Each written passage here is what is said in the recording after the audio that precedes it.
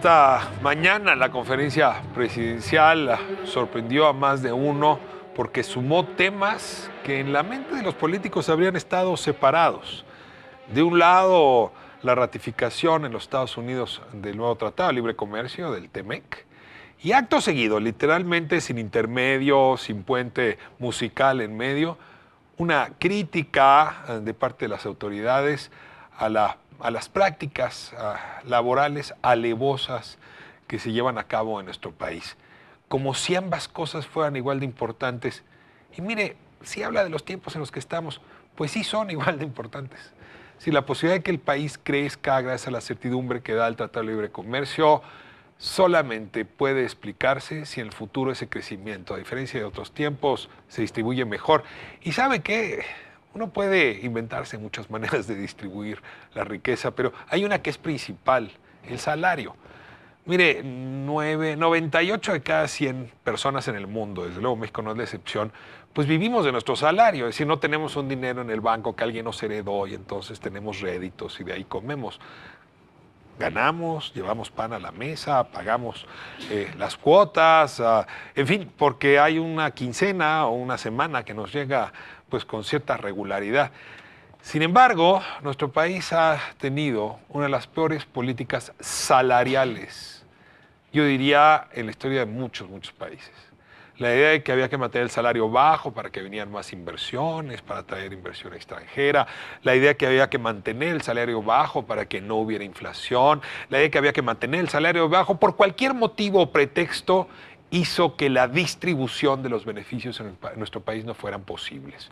Hoy está habiendo cambios importantes a la política salarial, por ejemplo, la idea de llevar al alza el salario mínimo, que desde luego impacta entre los que reciben, no hay millones de personas que reciben ese salario, pero también entre un tamaño de población más amplio.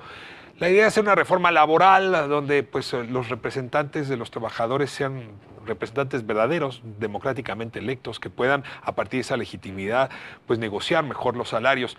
Pero hay que decir que hay un problema mucho más complejo, que son una serie de prácticas y mecanismos para garantizar que el salario sea precario.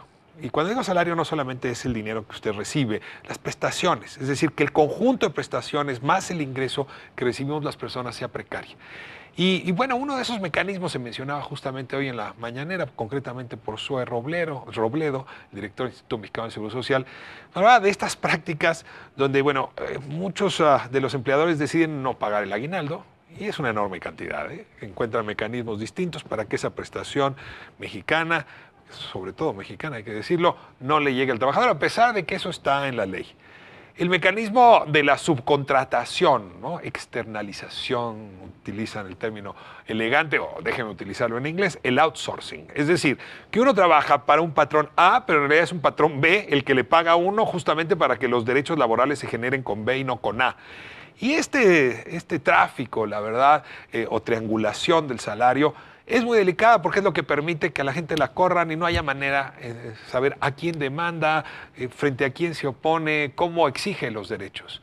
Hay que decir que estas prácticas son las que tendríamos que revisar en el país porque son parte central de esa política salarial que hace que los ingresos sean bajos y por lo tanto el gasto, el consumo sea bajo y por lo tanto el país no crezca. O sea, no solamente es un tema de una mala política salarial para los trabajadores o las trabajadoras, es una mala política salarial para el conjunto de la economía mexicana. Qué bien que estemos hablando del TEMEC y al mismo tiempo de la política salarial, el mismo discurso, en la misma narrativa. Ahora sí las cosas se están poniendo a un nivel similar de importancia, cuando antes unos eran temas para el penthouse y otros eran temas para el primer piso de la construcción social. Comenzamos.